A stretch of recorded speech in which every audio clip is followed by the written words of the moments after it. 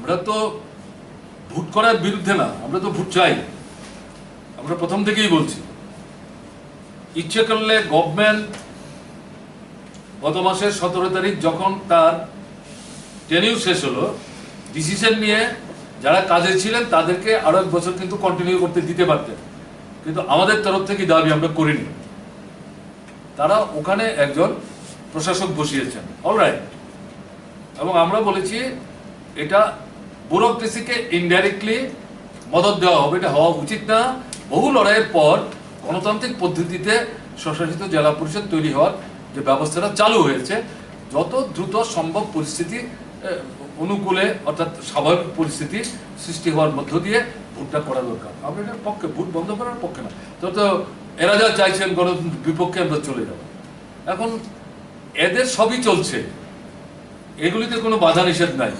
হলেও মিটিং হচ্ছে, ফিতা কাটাও চলছে, আসা যাওয়াও চলছে, কিন্তু সব বাধা বিরোধীদের জন্য। এটা কি আপনার ওই পঞ্চায়েতের ভোটের মতো হবে, নগরের ভোটের মতো হবে, লোকসভার ভোটের মতো হবে, আরেকটা প্রহসন? এটা তো হওয়া উচিত না। কাজেই পরিবেশটা, পরিস্থিতিটা একটু স্বাভাবিক হলে পরে দ্রুত ভোট করা দরকার, এবং এই জিনিসগুলি বন্ধ হওয়া দরকার। এখন লক্ষ্য করা যাচ্ছে কি, এডিসি নির্বাচনের কনস্টিটিউয়েন্সি আছে যে সমস্ত মহকুমা, এরকম কিছু কিছু মহকুমায় মাত্রাহীন সন্ত্রাস চলছে। মাত্রাহীন সন্ত্রাস চলছে। কি চলছে আপনার ইয়েতে, জিরানিয়া মহকুমায় কি চলছে, খোয়াইতে কি চলছে, কমলপুরে কি চলছে, আপনার বিলোনিয়াতে, শান্তির বাজার। কারা করছে না এগুলো? সরকার জানে না এগুলো? আপনার জিরানিয়ার দূরত্ব কত আগরতলা থেকে? গত নির্বাচনে কে জিতলেন, কে হারলেন, কার নেতৃত্বে এগুলো হচ্ছে? বোঝা যাচ্ছে না কিছু? পুলিশ এখানে টুটি জগন্নাথ তা হাতে পায়ে বেঁধে বসিয়ে রেখেছেন। এর মধ্যে আবার 2-4 জন তেরিপুরে লকডাউন ইম্পোজ করার জন্য সাধারণ মানুষকে ব্যতিব্যস্ত করার চেষ্টা করছেন। এতে তো লজ্জা শরম বলে কিছু নাই। এটা পুলিশের সুনামকে ক্ষুণ্ণ করছে। কি হচ্ছে? কাজেই যেটা বলছেন, ভোট করতে হবে, ভোট করতে হবে। ত্রিপুরায় এমন কোনো দল নেই যারা বলেছেন আমরা ভোট চাই না, কিন্তু পরিবেশ, পরিমণ্ডল এটা ঠিকঠাক করে, এবং ওই যে বিহারে যে এই কায়দায় ভোটের কথা বলছে, এখন সবাই বিরোধিতা করছে, এই কায়দায় ভোট না। এখন তো আজকে পত্রিকায় দেখলাম ট্রাম্প বলছে ভোট পিছিয়ে দাও, পরাজয়ের আতঙ্কিত। 8% থেকে মাইনাস চলছে, পেছনে চলছে। আমাদের দেশে কোথায় কোন সময় কি ঘোষণা দেবেন কে জানে, কারণ এই ট্রাম্পকে ফলো করছে তো আমাদের দেশের শাসকরা।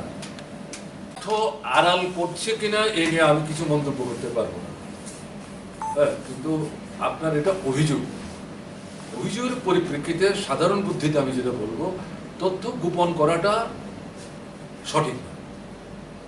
তথ্য মানুষের জ্ঞাতার্থে মানুষের সামনে উপস্থিত করাটাই সহায়ক হবে। এটা সরকারের পক্ষ পরিস্থিতি মোকাবেলা করতে সাহায্য করবে সরকার। আপনি তো আপনার প্রতিক্রিয়া ব্যক্ত করলেন, তার মধ্যে আমার ভাবনা অনেকটা শেয়ার করলেন। একই সঙ্গে জার্নালিস্ট, ঠিকই আছে, ঠিকই আছে, নাগরিক হিসেবে এক্স্যাক্টলি জার্নালিস্টরা তো মঙ্গল গ্রহ থেকে আসেনি, কেমন না? তারা তো এই সোসাইটির পার্ট এন্ড পার্সেল। তাদের ঘরে ছেলে মেয়ে আছে, ভাই বোন আছে তো নাকি? প্রথম প্রশ্ন হচ্ছে, শিক্ষা কিন্তু একসময় রাজ্য তালিকায় ছিল। 3টা তালিকা আছে আমাদের সংবিধানে, কেন্দ্র, রাজ্য, আর একটা কেন্দ্র রাজ্যের সম্মিলিত কনকারেন্ট লিস্ট। একসময় শিক্ষা প্রথম দিকে যখন 3টা তালিকা হয় তাতে রাজ্যতে ছিল শিক্ষা। পরবর্তী সময় এটাকে কনকারেন্ট লিস্ট আনা হলো। তার মানে হচ্ছে কেন্দ্র রাজ্য মিলে যে বিষয়গুলো আসছে এই তালিকায়, তাতে কেন্দ্র যদি সেই বিষয়ের উপর কোনো আইন তৈরি করে, রাজ্যেরও অধিকার আছে আইন তৈরি করার, কিন্তু সেখানে একটা বার আছে। কেমন? সেটা কি? রাজ্য এমন কোনো আইন তৈরি করতে পারবে না কেন্দ্রের আইনের পরিপন্থী। ঠিক আছে? তাহলে প্র্যাকটিক্যালি নামে কনকারেন্ট লিস্ট, আসলে ক্ষমতা কেন্দ্রের হাতে কুক্ষিগত। যেটা আমরা প্রথম থেকে বলে আসছি যে আস্তে আস্তে সমস্ত ক্ষমতা কেন্দ্রের হাতে কুক্ষিগত হচ্ছে। তো এখনো নামকাওয়াস্তে যুক্ত তালিকা আছে, শিক্ষা। তাহলে এটা সিস্টেমটা কি? সিস্টেম হচ্ছে এই যে পলিসিটা তৈরি হলো, তার ড্রাফটটা তৈরি করার আগেই রাজ্যের মতামত, ড্রাফটের একটা খসড়া ঠিক আছে কেন্দ্র করলো, রাজ্যগুলির কাছে পাঠাবে, রাজ্য তার মত দেবে। এবং এটা তো কাদের স্বার্থের সাথে যুক্ত? ছাত্ররা, ছেলেরা, মেয়েরা, তাদের মধ্যে চিন্তা ভাবনা করার মতো বহু সংগঠন তৈরি হয়েছে। কলেজে, ইউনিভার্সিটিতে ছাত্রদের সংসদ আছে, তাদের একটা ফেডারেল স্ট্রাকচার তারা নিজেরা তৈরি করে নিয়েছে, ডেমোক্রেটিক স্ট্রাকচার, তাদের মতামত দেওয়ার অধিকার থাকবে। শিক্ষকদের সংগঠন আছে, অধ্যাপকদের সংগঠন আছে, একাডেমিশিয়া যারা গবেষণাধর্মী কাজকর্মের সাথে যুক্ত, তারাও ওগুলো নিয়ে ভাবনা চিন্তা করেন, তাদের কিছু ফোরাম আছে। এর বাইরে যারা, তারাও শিক্ষা নিয়ে ভাবেন। দেশ নিয়ে ভাবলে শিক্ষা নিয়ে ভাবতে হবে। স্বাস্থ্য নিয়ে ভাববো, শিক্ষা নিয়ে ভাববো না, শিক্ষা নিয়ে ভাববো, স্বাস্থ্য নিয়ে ভাববো না, তারপরে মানুষ নিয়ে ভাববো, এটা হয় না, এটা সেলফ কন্ট্রাডিক্টরি হয়ে যায়। কাজে এরকম ভাবনার লোক তো আছেন, তো বলে তাদের মতামতটা নিয়ে যদি ড্রাফটটাকে মডিফাই করার দরকার হয় করবেন, করে এই যে ড্রাফটটা এটা পার্লামেন্টের টেবিলে প্লেস করতে হবে, একটা সময় নির্ধারণ করতে হবে। সময় নির্ধারণ করে মেম্বার যারা, তাদেরকে অ্যামেন্ডমেন্ট, রিটেন অ্যামেন্ডমেন্ট অথবা সাজেশন রিটেন সাবমিট করার সুযোগ দিতে হবে। ডিবেট হবে, সরকার পক্ষের তরফ থেকে বক্তব্য থাকবে, বিরোধী পক্ষের তরফ থেকে বক্তব্য থাকবে। তারপরে যদি দরকার হয় এটা সিলেক্ট কমিটিতে যাবে, সিলেক্ট কমিটিতে আবার আলোচনা হবে, তারপরে ব্যাপারটা একটা চেহারা নেবে, এরপরে আবার পার্লামেন্টে আসবে। অথবা সিলেক্ট কমিটিতে না গিয়ে যদি দেখা যায় একটা অলমোস্ট ইউনিমিনিটি চলে আসছে, একটা এখানে সেখানে একটা মডিফাই করে হবে। কোথায় কিচ্ছু হলো না, যেটা সাংবাদিক বন্ধু উল্লেখ করার চেষ্টা করল। কারেক্ট। পার্লামেন্টে কোথায়, রাজ্যগুলো কোথায়? এই যে আমি যাদের কথা বললাম, কারোর সঙ্গেই তো কোনো কথাবার্তা নাই, কারোর সঙ্গে কোনো কথাবার্তা নাই। এটা তো ওয়ান ওয়ে ট্রাফিক হয়ে যাচ্ছে। এটা টোটালি মানে সেন্টারের হাতে। আগে যেটা বললাম আপনার এই জিএসটির প্রশ্নে, এডুকেশনটাকেও সেই জায়গায় সেন্ট্রালের হাতে কুক্ষিগত করার চেষ্টা হচ্ছে, সেন্ট্রালাইজেশন। এবং এটার মধ্য দিয়ে কি হচ্ছে, মানে গণতান্ত্রিক যে মতামত ব্যক্ত করার অধিকার, তার টুটি টিপে ধরা হচ্ছে, কণ্ঠরোধ করা হচ্ছে। এবং এর কন্টেন্ট নিয়ে সিলেবাস কারিকুলাম, যেটা ইতিমধ্যে বহু লেখালেখি বেরিয়েছে, সিলেবাসের বোঝা কমাবার প্রশ্ন উঠল। তাতে গিয়ে দেখা গেল এমন সমস্ত বিষয়বস্তু বাদ দেওয়া হলো, যেগুলো বাদ দিলে পরে এডুকেশনের অন্যতম গুরুত্বপূর্ণ অবজেক্টিভস যেটা, সেটা হচ্ছে প্রকৃত মূল্যবোধ সম্পর্কে মানুষ তৈরি হতে সাহায্য করা। তাহলে তা করতে গেলে দেশ সম্পর্কে তার ধারণা থাকতে হবে। তাহলে এই জায়গায় আমাদের সংবিধান, গণতন্ত্র, রাষ্ট্রীয় নীতি, যুক্তরাষ্ট্রীয় ব্যবস্থা, ব্যক্তি স্বাধীনতা, ধর্মনিরপেক্ষতা, এগুলি বাদ দিলে তো হবে না। দেখা গেলো এগুলি ওয়ান আফটার অ্যানাদার বলছে স্কাটল স্কাটল স্কাটল। গোটা কারিকুলামটাকে সাম্প্রদায়িক বিষে বিষাক্ত করার চেষ্টা হচ্ছে। এবং এবং এই যে আমি এটা পড়েছি, তার পলিসি একটা শর্টকাট একটা নোট বিধায়ক হিসাবে আমার হাতে এসেছিল, আমি যেটা পড়ে রেখেছি, টোটাল জিনিসটাকে আপনার এটা কমার্শিয়ালাইজ করে ফেলা হচ্ছে, ব্যবসায়ীদের হাতে তুলে দেওয়া হচ্ছে, বেসরকারি করার ব্যবস্থা করা হচ্ছে। কোনো কথাবার্তা বলা যাবে না, সিরিয়াস। তাহলে কি দাঁড়াচ্ছে? চরিত্র গঠন কোথায় হবে? দেশপ্রেম কোথায় হবে?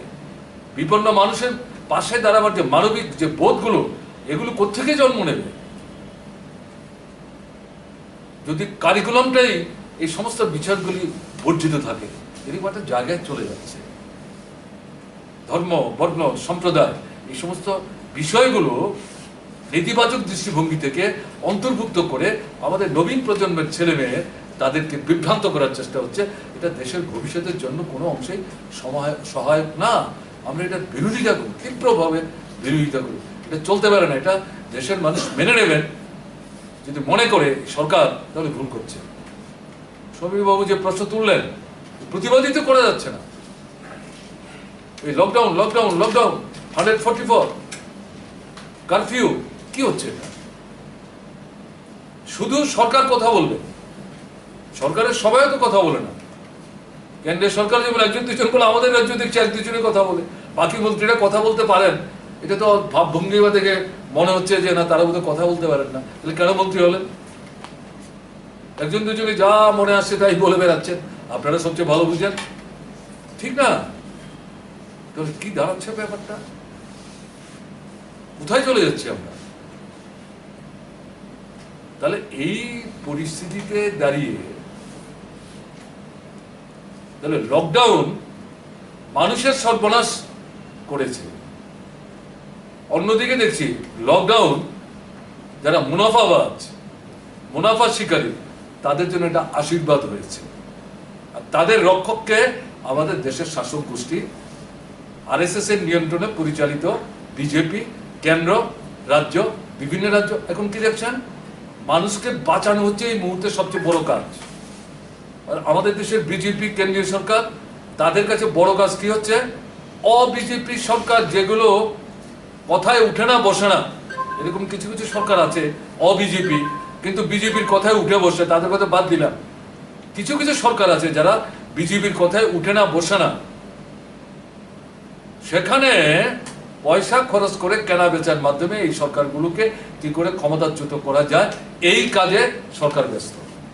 এটা কাজ হলো মোস্ট আনডেমোক্রেটিক, মোস্ট আনডেমোক্রেটিক মধ্যপ্রদেশের সরকারটা। এটাকে ফেলার জন্য আপনার 24 তারিখ পর্যন্ত অপেক্ষা করতে হলো লকডাউন ঘোষণা। 2 মাস সময় তো হাতছাড়া করলো। আপনার ট্রাম্পের জন্য লাখ লাখ মানুষ গুজরাটের, ভারতবর্ষের সবচেয়ে বড় যে স্টেডিয়ামে জমায়েত করার জন্য। তারপরে এখন রাজস্থান ভাঙবার চেষ্টা হচ্ছে। আপনার মণিপুরের অবস্থা কি, গোয়ার অবস্থা কি? কম আসন, টাকা দিয়ে অন্য দল ভাঙিয়ে লুক নিয়ে সরকার তৈরি করলেন, এখন এটাও রাখতে পারছেন না। সমর্থন প্রত্যাহার করছে, তারা অন্য কিছু ভাবছে। দেখা যাচ্ছে সমস্ত কাগজপত্র চেপে দিয়ে মুখ বন্ধ করে রাখছে, কারণ এটা শাসক দলের বিপক্ষে চলে যাচ্ছে। এর আগে কর্ণাটকে কি হলো, এর আগে অরুণাচলে কি হলো। তাহলে আপনি যেটা বলছিলেন সমীর বাবু, ঠিক বলেছেন তো, ঠিক বলেছেন। কেন 144 থাকবে? কেন কারফিউ থাকবে? এগুলো তো থাকার কোনো দরকার নাই। মানুষের কথা বলার সুযোগ দিন, মানুষ কি ভাবছেন এটা জানবার চেষ্টা করুন। আপনারা 2জন 4জন আপনারাই ভাববেন, সবার ভাবনার দায়িত্ব আপনারাই নিয়ে নিলেন, আপনাদের কথা মতোই সবাই চলবে। এটা তো হতে পারে না। এই যে এই অটোক্রেসি চলবে না তো, মানুষ মানবেন কেন? কাজে এটা ঠিক হচ্ছে না। অলরাইট আপনারা লকডাউন করেছেন, 4 তারিখ দিয়ে শেষ হবে। আমি জানি না ভবিষ্যৎ দিনে লকডাউন করতে হবে কিনা। প্রয়োজনে বিজ্ঞানীরা যদি বলেন, স্বাস্থ্যকর্মীরা যদি বলেন, গবেষকরা যদি বলেন করতে হবে, এটা পলিটিক্যাল ডিসিশন না নিয়ে এরকম যারা এক্সপার্ট তাদের মতামতের ভিত্তিতে যদি করতে হবে। এটা তো বিরোধিতা আমরা করবো না, কিন্তু এই যে মানুষের মতামত ব্যক্ত করার অধিকার, এগুলিকে কেন স্কাটল করছে? এটা উচিত না। সন্ত্রাসবাদীদের যে দৌরাত্ম্য, এটা তো বামপন্থী ফ্রন্ট সরকার থাকার সময়ে প্রায় নিয়ন্ত্রণে নিয়ে আসতে সক্ষম হয়েছিল।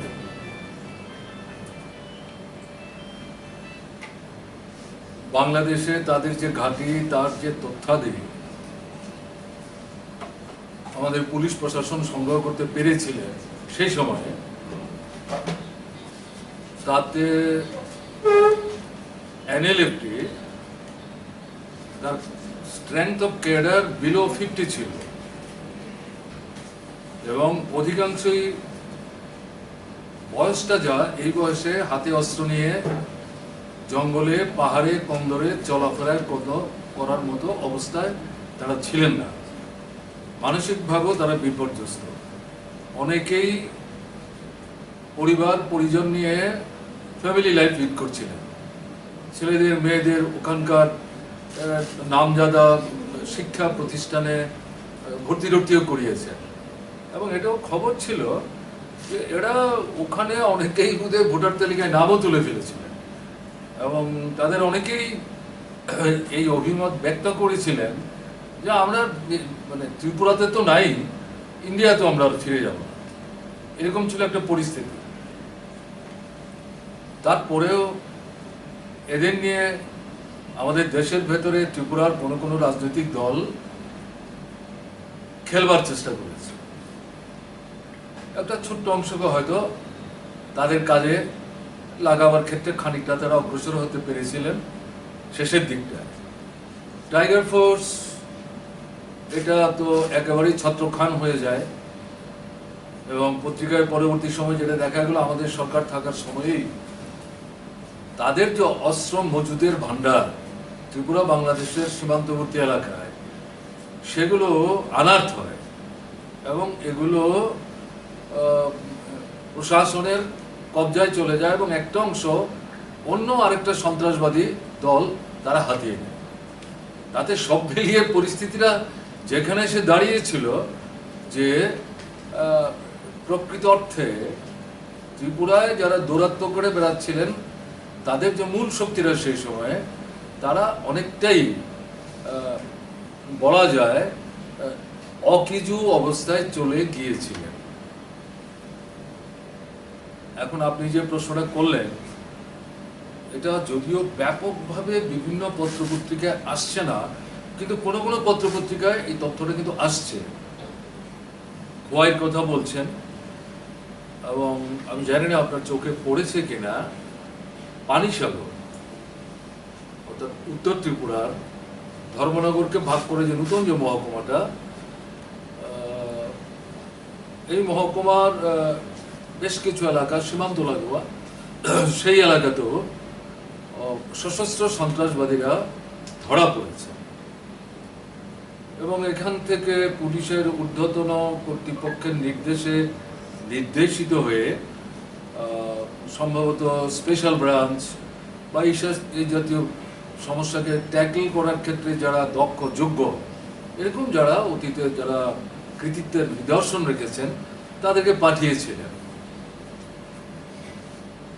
এবং তথ্যাদি যা পরবর্তী সময় বেরিয়ে এসে দেখা গেছে, সংবাদগুলো ধরা পড়েছে এটা যেভাবে আসলো, পরবর্তী পর্যায়ে ব্যাপারটা কোথায় কোন দিকে যাচ্ছে, এগুলো কিন্তু সেই সমস্ত পত্রিকাই আর দিতে চাইল না। তাতে একটা সঙ্গত সন্দেহ তৈরি করার বাস্তব ভিত্তি কিন্তু থেকে যাচ্ছে। এখানে খবর আসছে আমাদের মোহনপুরে যাওয়ার পথে লেভুঙ্গা যে এলাকাটা নতুন একটা ব্লক হয়েছে, তো এরকম বেশ কিছু কিছু জায়গায়, নাম বললে তো বেশ কয়েকটা থানার নামই বলতে হয়, আমি সেখানে নাইবা গেলাম, তাতে পুরনো সন্ত্রাসবাদী স্বাভাবিক জীবনে এসছেন, নতুন করে কোনো উপজাতি রাজনৈতিক দলের সাথে যুক্ত, তাদের কাউকে কাউকে কোনো রাজনৈতিক দল যোগাযোগ করছেন, কথাবার্তা বলছেন,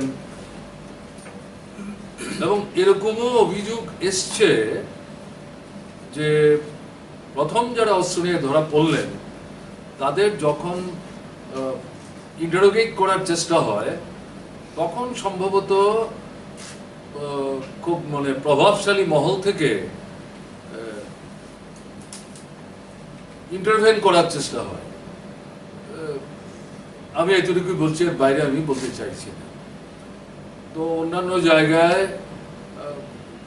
এদের সঙ্গে টাকা পয়সার লেনদেনও হয়েছে, এরকমও কিছু কথাবার্তা শোনা গেছে। যাই হোক, আপনি যে প্রশ্নটা তুললেন এবং আপনি নিজেও যে উদ্বেগ প্রকাশ করেছেন, একজন পুরনো সাংবাদিক, এবং সঙ্গে সঙ্গে ত্রিপুরার নাগরিকদের মধ্যে বয়স একেবারে আপনার কম হয়নি, অনেক কিছু দেখেছেন আপনি, সেই দিক থেকে আপনার যে উদ্বেগ এটা সঙ্গত। এবং আমরা তো চাইব সন্ত্রাসবাদীরা যাতে কোনো মতেই মাথাচাড়া দিতে না পারে নতুন করে।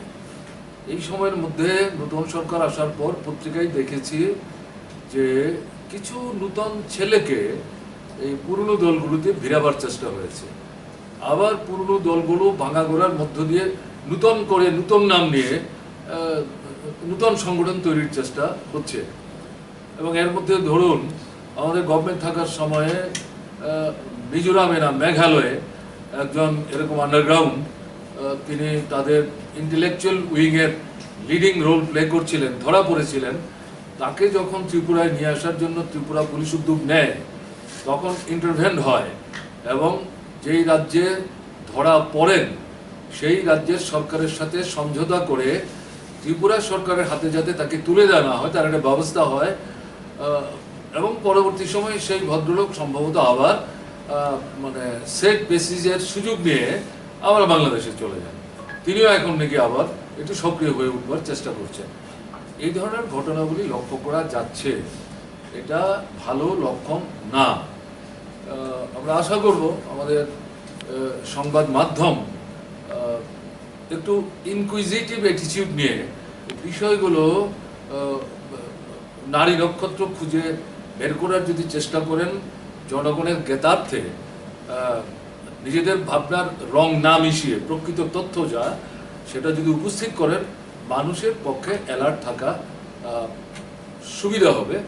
এবং আমরা তো চাইব যে বর্তমান যে সরকার তারা নিশ্চয়ই সেখানে ইনার্শিয়াতে যাতে সাফার না করে এবং তারা বরং উদ্যোগী হয়ে পুলিশকে সক্রিয় রেখে যে কোনো দিক থেকে এই প্রচেষ্টা নেওয়া হোক না কেন আবার নতুন করে সন্ত্রাসবাদীদের উদ্যমী করে তুলতে তাকে যাতে প্রতিহত করা হয়।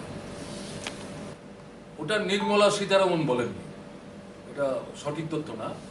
এটা হচ্ছে পার্লামেন্টের একটা স্ট্যান্ডিং কমিটি আছে, হ্যাঁ, সেই স্ট্যান্ডিং কমিটির কোন একটা সভায় অর্থ সচিব গভর্নমেন্ট অফ ইন্ডিয়া, ওটা ফিনান্সের standing committee, very important committee. Generally এই সমস্ত কমিটির মিটিংয়ে সংশ্লিষ্ট দপ্তরের সচিবদেরকে ডাকা হয়। সম্ভবত এই ভদ্রলোক উপস্থিত ছিলেন, সেখানে গিয়ে তিনি এই স্টেটমেন্টটা করেছেন।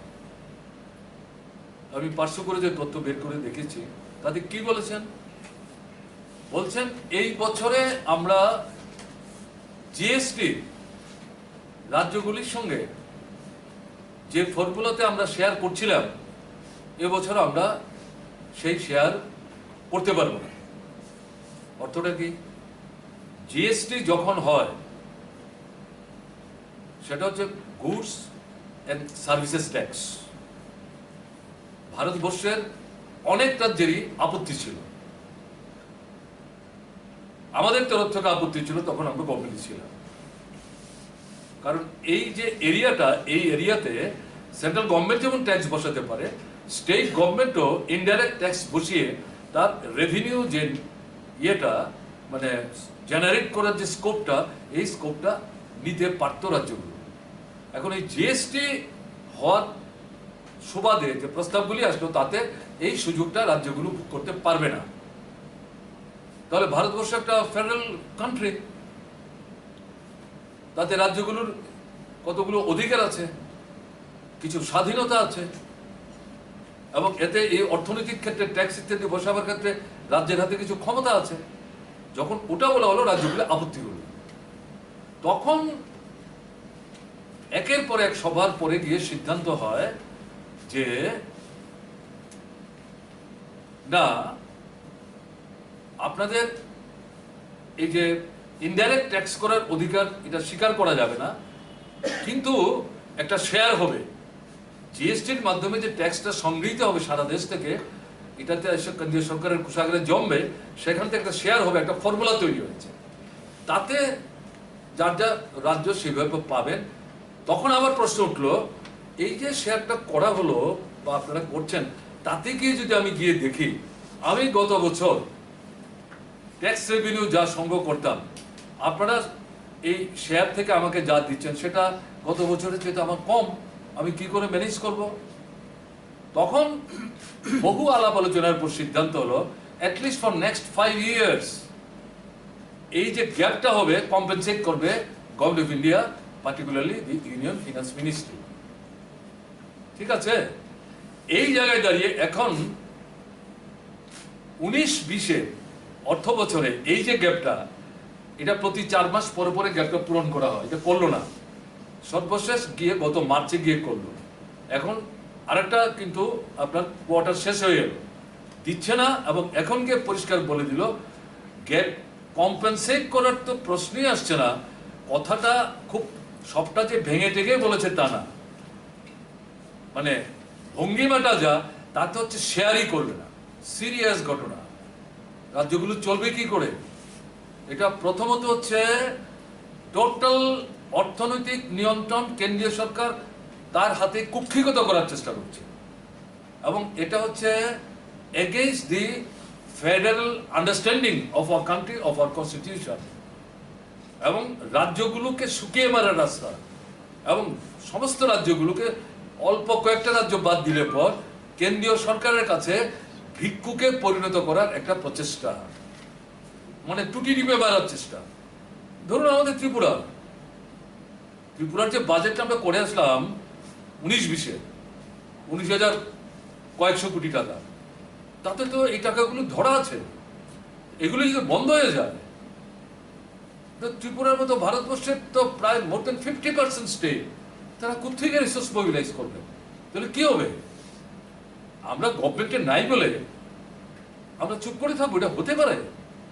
এটা তো দেশপ্রেমিক নাগরিক হিসাবে এটা কোনো নাগরিকের দিক থেকে নিশ্চুপ বসে থাকাটা হতেই পারে না। সবারই এটা প্রতিবাদ করা দরকার। সেদিক থেকে আপনি যেটা বললেন, কোনো মতে এটাকে আমরা সমর্থন করি না। এটা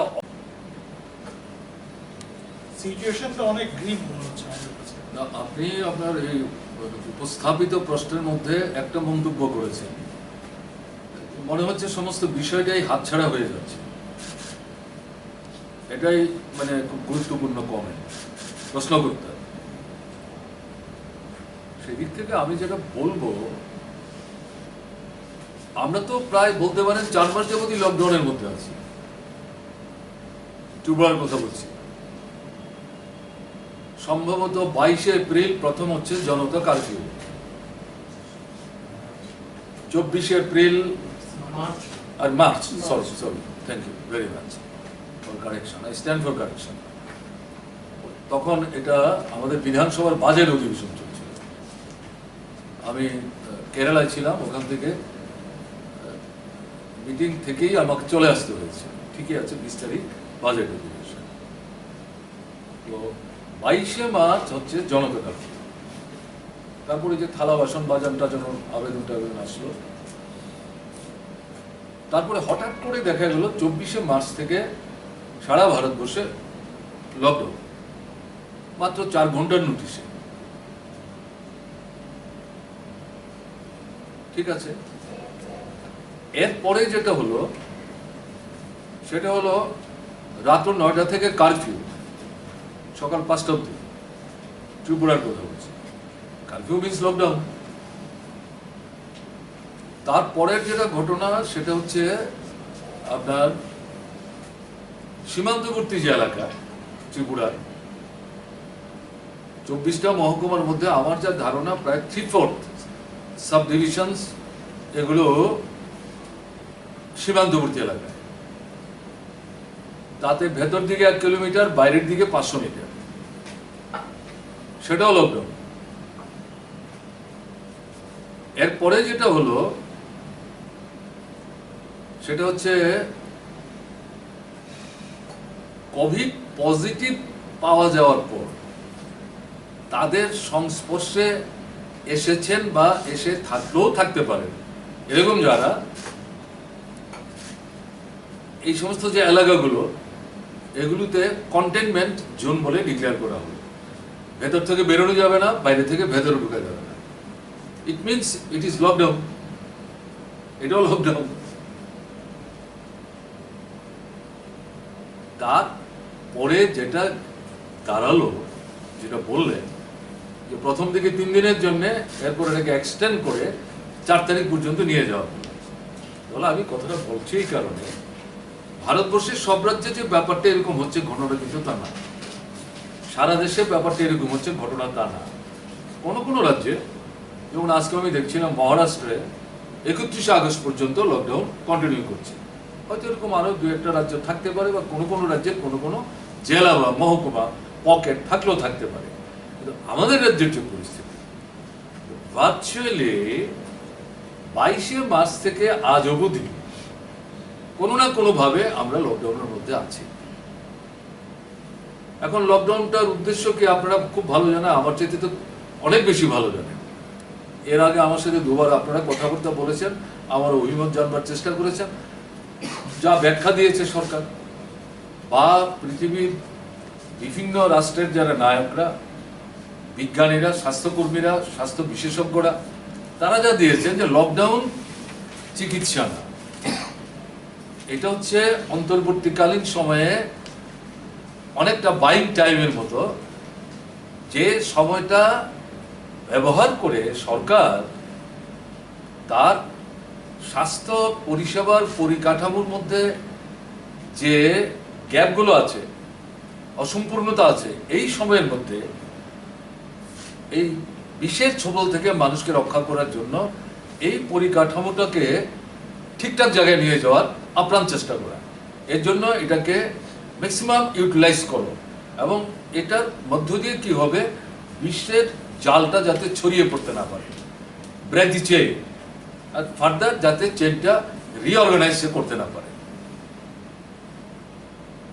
এবং আন্তর্জাতিক ক্ষেত্রে যেমন আমাদের দেশেও বিরাট বড় দেশ চীনের পর 130-32 কোটি মানুষ, সাধারণভাবে কিন্তু মানুষ প্রথম দিকে এটা মানে বিরূপ কোনো প্রতিক্রিয়া ব্যক্ত করেননি। বিরূপ প্রতিক্রিয়াটা দেখা যেতে শুরু করলো আপনার যারা পরিযায়ী শ্রমজীবী বংশের মানুষ, তারা যখন বাড়িতে থাকতে পারছেন না, ভাড়া পাচ্ছেন না, মজুরি পাচ্ছেন না, যাই পয়সা আছে তাদের দোকানে গিয়ে সওদা করতে পারছেন না, বাড়িতে ফিরে আসতে পারছেন না, অর্থাৎ মাইগ্রেন্ট লেবারার সেকশন, তাদের মধ্যে কিছু প্রতিক্রিয়া তৈরি হলো। তো বাই এন্ড লার্জ ত্রিপুরা সহ সারা ভারতবর্ষের মানুষ এই যে ব্যাখ্যাটা, তার সঙ্গে মোটামুটি সহমত পোষণ করেছেন। Yes, let us wait and see. এটা আনফরসিন একটা অ্যাটাক আমাদের ত্রিপুরা, তো তাহলে অভিজ্ঞতাটা কি? ত্রিপুরা এবং দেশে রোগাক্রান্তের সংখ্যা বাড়ছে। আজকের পত্রিকায় দেখলাম গতকালকে একদিনে 50,000 ছাড়িয়ে গেছে, 52,000 ছাড়িয়ে গেছে। এখন পূর্ব অনুমান যেটা ব্যক্ত হয়েছে তাতে বলছে দিন আসছে একদিনে 1 লক্ষ হয়ে যাবে। Very matter of forms sir, এটা কিন্তু আমরা বলছি না, আমরা বলার কে? এবং আমাদের দিক থেকে এটা বলতে যাওয়া তো একেবারে চূড়ান্ত নির্বুদ্ধিতা হবে। এটা যারা এই বিষয়গুলি নিয়ে আপনার গবেষণা ধর্মী কাজ করছেন, দেখভাল করছেন, ম্যানেজ করার চেষ্টা করছেন, তাদের বক্তব্য। আবার তাহলে দেশে এই সংখ্যাটা বাড়ছে,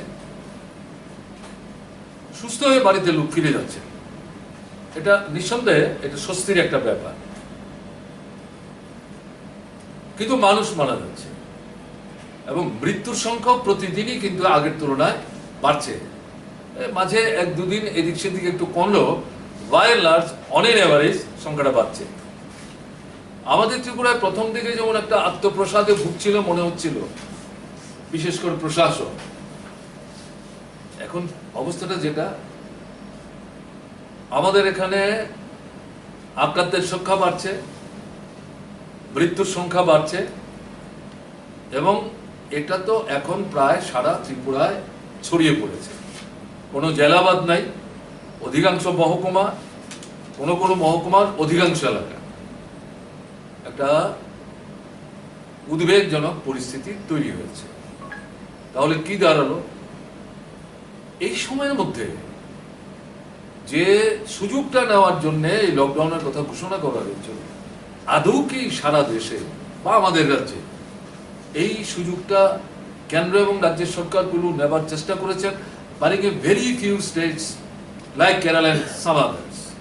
আমি দিল্লিকে এর মধ্যে যোগ করবো না, হয় কেমন না, বা আরো এক দুটো স্টেট চেষ্টা করেছে, এটা অস্বীকার করা যাবে না।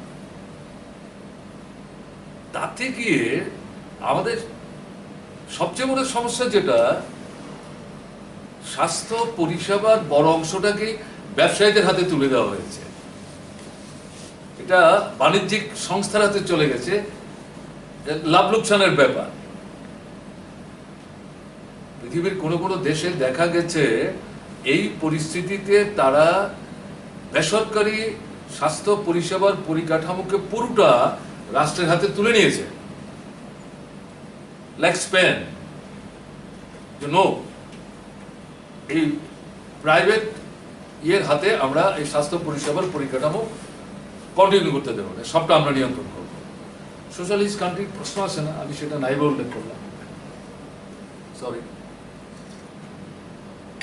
আমাদের দেশে, including hour capital town that is Delhi, financial capital Mumbai, আমি অন্য জায়গাগুলির নাম নাই বললাম, টোটাল সমস্ত জিনিসটার মধ্যে বলা যায় 85-90% কন্ট্রোল করছে বেসরকারি পুঁজি। কই ওখানে তো তাদের কেউ স্পর্শ করছে না। এবং দেখবেন কোন কোন মিডিয়াতে এই সমস্ত যে প্রাইভেট হেলথ ম্যানেজমেন্টের সঙ্গে যারা যুক্ত আছেন, তাদের মধ্যে কিছু প্রথিত যশা ডাক্তারবাবু আছেন, তাদের প্রতি আমার শ্রদ্ধা অটুট আছে। কিন্তু আলাপ আলোচনায় গিয়ে দেখা যাচ্ছে, যখন তাদের মিডিয়া থেকে প্রশ্ন করা হচ্ছে আমাদের দেশের যে পরিস্থিতি, তারা বলছে না, it is under control, well under control. কারণ তাদেরকে হাত পড়ছে না তো, তাদের ব্যবসায় হাত পড়ছে না তো। এটা অনভিপ্রেত, বলতে বাধ্য হচ্ছি, এটা বেদনাদায়ক। তো এখন এই সার্টিফিকেটটা কিন্তু বাস্তবের সাথে সঙ্গতিহীন। তাহলে এই জায়গাটাতে দেখা গেল সরকার কিছুই করছে না। সেকেন্ড, এই যে এখানে টাকা বরাদ্দ বাড়ানো দরকার, সবাই মিলে প্রায় এখন বলছে জিডিপির অ্যাটলিস্ট 3% হেলথ কেয়ার ফেসিলিটির জন্য খরচ করো, কিন্তু এটা কোনো মতে 1 থেকে 1.5%-এর বেশি না। বোথ এডুকেশন অ্যান্ড হেলথ, দুটো হচ্ছে হিউম্যান রিসোর্স ডেভেলপমেন্টের দুটো গুরুত্বপূর্ণ পায়ের মতো, দুটোই নেগলেক্টেড হচ্ছে স্বাধীনতার পর থেকে এবং আজ অবধি। লোকাল মানে লোকাল কি? আমাদের রাজ্যে লোকালের জন্য ভোকাল মানে লোকাল প্রোডাক্ট, লোকাল সার্ভিসেস, এইসবের জন্য প্রাধান্য দেওয়া। ওই যে আগে যে স্লোগান ছিল মেক ইন ইন্ডিয়া, হ্যাঁ, তো এই জিনিসটা ঘুরিয়ে ফিরিয়ে আমাদের এখানে আগেই ছিল, আমাদের ইন্ডাস্ট্রি পলিসি, আইটি পলিসিতে ছিল যে লোকাল কোম্পানিগুলি বা এন্টারপ্রেনার বা এমএসএমইগুলি যেন কাজকর্ম লোকালি পায়। কিন্তু এই গভর্নমেন্ট আসার পর আমরা দেখতে পাচ্ছি ম্যাক্সিমাম ছোট ছোট কাজ এগুলিও বাইরের কোম্পানিগুলিতেই যাচ্ছে। তো আমার দুটো জিনিস, একটা হলো আপনি মোদির এই যে স্লোগানটাকে সমর্থন করেন কিনা, আর এই যে এটা বিপরীতে কাজ হচ্ছে, এই ধরনের কোনো খবর আছে কিনা, এই সম্পর্কে আপনি কি বলবেন? না, একটা জিনিস কিন্তু বুঝবেন, আমরা বরাবরই যেটা বলছি, আমাদের এখানে ইন্ডাস্ট্রির বিকাশ ঘটল, এবং ইন্ডাস্ট্রি মানে mega, medium, cottage and local, এ নিয়ে কোনো সন্দেহ নাই। যেমন ত্রিপুরার কথা বলছেন, আমরা গভর্নমেন্টে থাকার সময় বলেছি মেগা ইন্ডাস্ট্রি ত্রিপুরায় হতে সময় লাগবে, কারণ ইন্ডাস্ট্রি করতে গেলে পরে তার যে মানে ইনফ্রাস্ট্রাকচার সেটা নাই ত্রিপুরায়, যোগাযোগই ছিল না, সেগুলো তো করতে হয়েছে আমাদের। সেখানে লোকাল, আমরাও যেমন ত্রিপুরায় জুট দিয়েছি, সারা দেশেই সেটা কেউ বলেন আপনার কটেজ ইন্ডাস্ট্রি, কেউ বলেন স্মল স্কেল ইন্ডাস্ট্রি। কাজে অ্যাপারেন্টলি এই কথা যদি কেউ বলে, এটা ভুল বলার কোনো কারণ নাই। কিন্তু ভুল প্রশ্নটা কি, এই যে আপনি যেটা বললেন না, সেটা হচ্ছে স্লোগান দিলেন আমরা নতুন যে প্যাকেজ দেওয়া প্রশ্ন, সেটা হচ্ছে আত্মনির্ভর ভারত। কমপ্লিটলি ফলস, ফেব্রিকেটেড, মন গড়া কথা। এটা আত্মনির্ভর না, ভারতকে নির্ভরশীল করছে বিদেশি পুঁজি এবং দেশের কিছু বড় পুঁজি, তারা একসাথে মিলে ভারতকে লুটে পুটে নেওয়ার জন্য যা যা করা দরকার সমস্ত কিছু তারা করছে। এখানে কোথায় কটেজ ইন্ডাস্ট্রি, কোথায় লোকাল আপনার স্মল স্কেল ইন্ডাস্ট্রি, সব তো শেষ হয়ে যাচ্ছে। কাজে এই প্রেক্ষাপটে বলছি, এটা স্লোগানের জন্য স্লোগান, এটা স্লোগানের জন্য স্লোগান, এটাকে বাস্তবায়িত করার জন্য যা করা দরকার তার তো কিছু করছেন না। রেলিভেন্ট কোশ্চেন, আমি দেশের কথা বলছি আগে। লকডাউন হওয়ার পর আমি এতক্ষণ যেটা বললাম হেলথ সেক্টরে prevention of this corona virus expansion to break the chain, don't allow to reform the chain, এই জায়গায় তো দুর্বলতা দেখালো।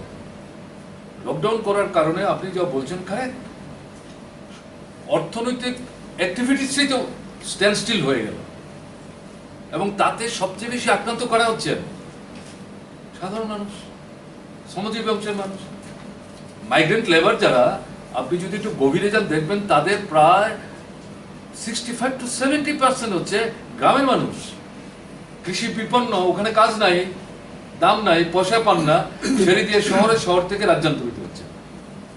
They have started returning back, going back to their own place of residence, that is in the rural areas. ঠিক, তাহলে এই পরিস্থিতিতে সবাই মিলে যেটা দাবি করছিল যে এই যে লকডাউনটা করলেন, এটা কেন বলা হচ্ছে এটা দূরদর্শিতার ঘাটতি আছে, অপরিকল্পিত। পরিকল্পনা 3 রকমের হবে, একটা তাৎক্ষণিক, একটা মধ্যবর্তী, একটা দীর্ঘমেয়াদী।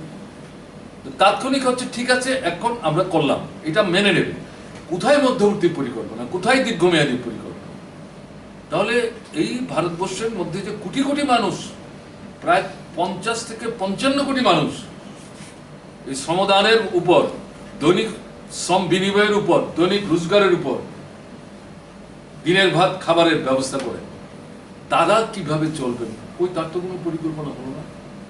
এবং সেখানে একটা দাবি উঠলো, সবাই মিলে বললেন ঠিক আছে এই পরিস্থিতিতে আপনাদের গোডাউনের যে পরিমাণ জমা আছে চাল গম, তাতে সরকারের বাৎসরিক বিভিন্ন রাজ্যগুলিকে তাদের যে রেশনিং ব্যবস্থা চালাবার জন্য যা দিতে হয় তার চাইতে অতিরিক্ত মজুদ আছে, তাহলে আপনারা ওখান থেকে মাথাপিছু 10 কেজি চাল।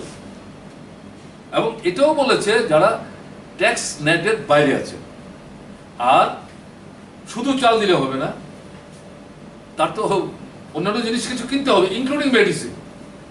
তাদেরকে অন্তত 7,500 টাকা করে মান্থলি একটা টাকা দেওয়ার ব্যবস্থা করুন, অ্যাটলিস্ট ফর নেক্সট 6 মান্থস। চাল যেটা দেবেন পয়সা ছাড়া পাবে, এর থেকে সরকারের কোনো পয়সা রোজগার হবে না। কিন্তু 7,500 যেটা দেবেন, এটা দিয়ে লোকগুলি বাজারে যাবে, জিনিস কিনবে, ডিমান্ড রেজ করবে, তার থেকে কিন্তু গভর্নমেন্টের আবার রেভিনিউ জেনারেট করবে, তাতে গভর্নমেন্টের কিছু সেখানে রোজগারের স্কোপ আছে। হাউএভার কই এগুলো তো মানছে না সরকার। এখন আমি যদি উল্টো দিক থেকে বলি, এখন একবারে ঢাকঢোল পিটিয়ে প্রচার করা হচ্ছে কি আম্বানি পৃথিবীর প্রথম 10 জন ধনীর মধ্যে একজন, এশিয়াতে 1 নম্বর, এবং এই গত বছরে তার যে ইনকাম সেটা মানে প্রায় 8 থেকে 10 ভাগ বেড়ে গেছে। হাউ? Not Ambani alone. ভারতবর্ষের আপনার প্রথম 5 থেকে 7 জন যারা বর্তমান শাসক গোষ্ঠী এবং তার যারা নেতৃত্ব, এদের খুব ক্লোজ মানে পেরিফেরিতে মুভ করেন, তাদেরকে নিয়ে দেশে বিদেশে চলাফেরা করেন, তাদের প্রত্যেকেরই এই সময়ে আয় বেড়েছে, প্রত্যেকের আয় বেড়েছে। হাউ? অথচ মানুষের ক্রয় ক্ষমতা নিচের দিকে নেমে যাচ্ছে, রোজগার নাই, পয়সা না থাকলে ক্রয় ক্ষমতা কি করে বাড়বে? আর যেটা পড়ার কথা বলা হলো সেটাও সরকার করছে না। এবং আপনি যেটা বললেন কারেক্ট, যে সমস্ত ফিগারগুলি বেরিয়ে এসছে, IMF, ওয়ার্ল্ড ব্যাংক, ইভেন আমাদের রিজার্ভ ব্যাংক অফ ইন্ডিয়া, যে ভদ্রলোক এখন আপনার গভর্নর, পছন্দের লোক, তার কিন্তু অর্থনীতির কোনো ব্যাকগ্রাউন্ড নাই, সবাই মিলে প্রশ্ন তুলেছিল, সেই ভদ্রলোকও স্বীকার করতে বাধ্য হয়েছেন যে মাইনাস হয়ে যাব আমরা জিডিপি।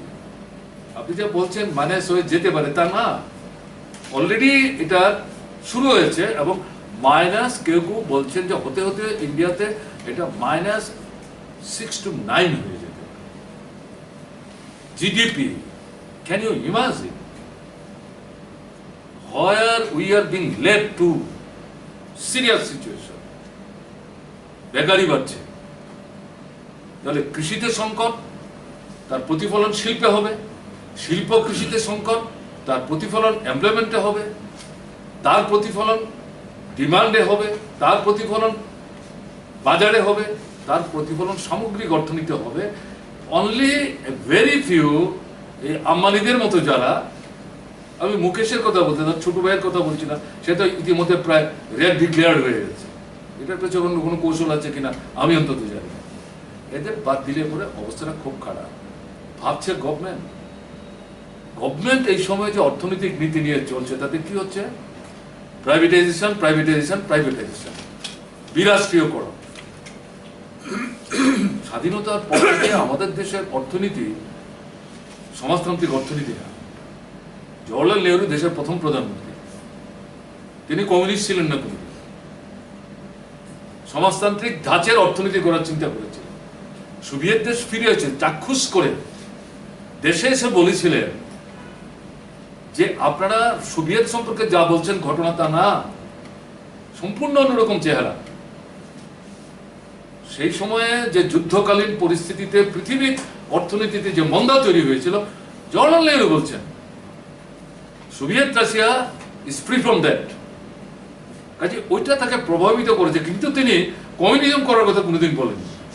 তিনি সমাজতান্ত্রিক পুঁজিবাদী অর্থনীতি বলেছেন। সমাজতান্ত্রিক পুঁজিবাদী অর্থনীতি, তার থেকে আপনার এই রাষ্ট্রায়ত্ত যে ব্যবস্থা, পৃথিবীর বহু পুঁজিবাদী রাষ্ট্রের রাষ্ট্রায়ত্ত ব্যবস্থা অনুসরণ আগে থেকেই করছিলেন, সেটাই নিয়েছেন। এখন যেটা দেখা যাচ্ছে, it is under severe attack. Last মোমেন্টে 45টা আইডেন্টিফাইড, এর মধ্যে 24টা অলরেডি ডিক্লেয়ার্ড, বাকিগুলি এখন ডিক্লেয়ার করবে।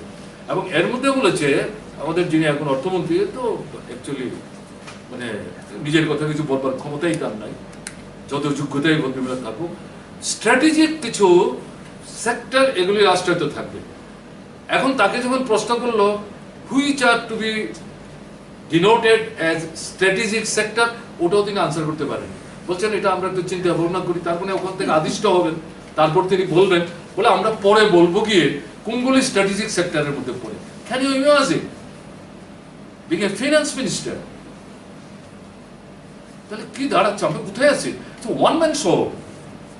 একটা সময় পর্যন্ত আপনাদের মনে হয়েছিল যে অ্যাটলিস্ট দুইজন, না এখন দুইজনে মনে করার কোনো কারণ নেই, কমপ্লিটলি ওয়ান ম্যান শো হয়ে যাচ্ছে। What is this? কাজে এই জায়গায় দাঁড়িয়ে সামনের দিন অর্থনৈতিক দিক থেকে প্রচন্ড রকম একটা খারাপ জায়গায় আমরা চলে যাচ্ছি, প্রচন্ড রকম খারাপ।